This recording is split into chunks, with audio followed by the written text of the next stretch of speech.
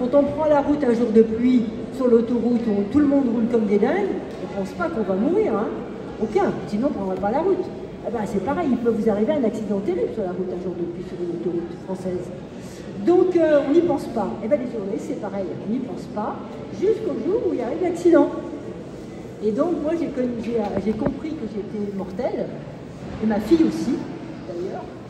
Elle a dit ce jour-là où je t'ai vu à l'antenne, parce que 2 jours après je suis passée à l'antenne avec tous les bandages de partout, elle a eu un choc et elle m'a dit bah, t'es comme tombée de ton piédestal du mortel, t'es devenue comme tout le monde. Quoi. Et moi après quand il fallait courir, alors déjà que je ne sais pas courir, que d'habitude tout le monde me passe devant et que je suis la dernière sur un champ à zigzaguer pour essayer et à dire mais pourquoi j'ai pas plus de souffle, etc. Eh bien, après, il fallait y aller, traverser la rue où on ne savait jamais, l'espace vide où on ne savait jamais s'il n'y avait pas des snipers dans le coin. Là, chaque fois, j'avais une retenue. Et ça, c'est très mauvais. Et la chose qui vous a le plus marqué, la plus terrible que vous ayez vue? Tellement de choses que ça serait trop long, il faudra faire une autre émission. Très bien. Simplement, on a parlé des jeunes, on a parlé de votre fille, etc.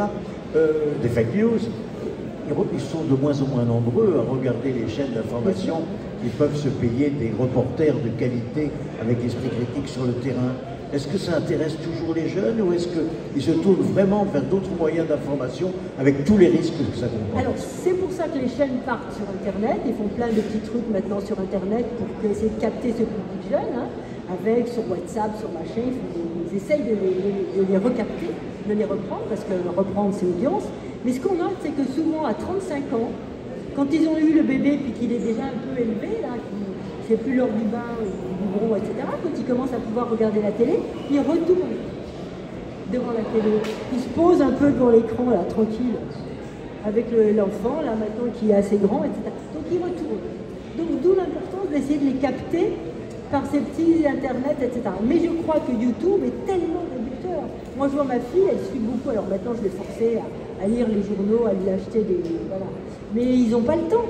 Ils se battent, on est dans un univers où on se bat, mais c'est aussi à nous à leur dire, quand même, alors, on voit... lis-moi cet article. Alors je vous envoie des articles, vous voyez, par WhatsApp. Allez, dans le métro, vas-y, regarde ça. Elle le fait. Ouais. Moi, j'ai beaucoup de mal. Pas entièrement, mais elle le fait. J'ai beaucoup de mal avec mes petits-enfants. Mais il faut insister. Simplement, il faut insister. Aujourd'hui, on parle de guerre qui revient en Europe, on parle de génocide. Bon, quand on a été au Kosovo, on sait que la guerre est venue en Europe bien avant l'Ukraine, et quand on va au Rwanda, on sait que le génocide est éternel.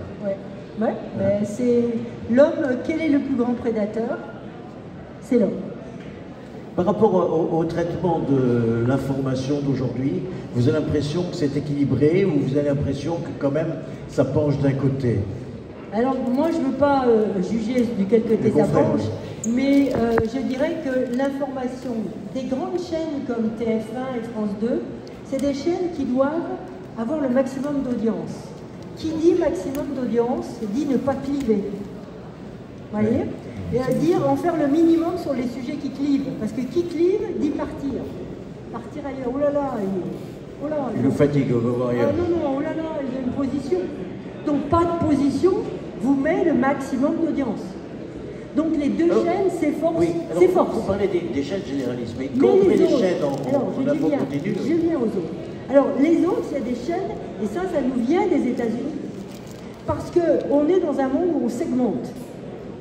Donc, il y a un public à prendre du côté de ceux qui aiment le buzz et les chaînes d'opinion. Il y a un public. Vous êtes dans le buzz. Vous êtes dans les gens qui discutent, voilà, etc. Et avec un parti pris d'opinion. Allez, celui qui est le propriétaire de ça, il se dit, oh là là, mais là, j'ai une audience à capter. Hein. C'est pas forcément qu'il a ces idées-là, mais il a une audience à capter. Il a un marché à capter. Il a de l'argent à capter. Pour résumer ce que vous dites, c'est l'audience qui fait la ligne éditoriale? Ah ben l'audience, non, c'est le public qui est prêt à acheter et à écouter qui va faire que la chaîne existe. Mais on est dans un monde qui s'étant replié. Par exemple, regardez BFM qui voulait faire du factuel news, baisse. Et essayer de faire un peu de position, un peu d'entertainment. Oui, on voit bien qu'une chaîne comme ils se NCI, ils ont fait un tournant éditorial avec l'Ukraine. Complètement, parce qu'ils Oui. ont traité l'Ukraine Oui. comme une série. C'est-à-dire, c'est attendez, vous allez voir ce qui se passe. C'est exactement une série. L'information est traitée comme une série, on vous accroche et on vous dit, alors tout à l'heure, là on va vous parler de Poutine qui a ou de Wagner ou de machin. Donc du coup vous dites, voilà, qu'est-ce qui va se passer? Et donc, comme dans un bon film policier, vous voulez avoir la suite. Pour savoir la fin, oui. Et donc c'est comme ça. Donc si vous voulez, mais ils ont pris ce segment-là, Oui. des CSP+, qui aiment l'international. Mais regardez, ils traitent beaucoup plus l'Ukraine que le conflit l'autre chose. israélo-palestinien. Oui, oui, oui. Pourquoi? Parce que le conflit israélo-palestinien Clive. c'est toujours la même histoire, on a moins d'audience. Et CNews a pris une autre ligne Le éditoriale. CNews, il a pris une autre ligne éditoriale. Et dans la presse écrite, c'est pareil. Et pourquoi on a aujourd'hui ce côté opinion? C'est parce que, je crois que c'est une tendance. Qu'est-ce que vous faites sur votre portable? Là, vous envoyez. Là, j'ai mangé au restaurant, il était super bon ce restaurant. Super intéressant. Super bon ce restaurant. Je vous le conseille. Donc vous avez pris l'habitude sur vous-même, sur vos Facebook et autres, de donner votre opinion et de penser que votre opinion est la bonne. Eh bien non, c'est normal, comme vous pensez que votre opinion est la bonne, tout le monde pense que son opinion est la bonne. Et voilà.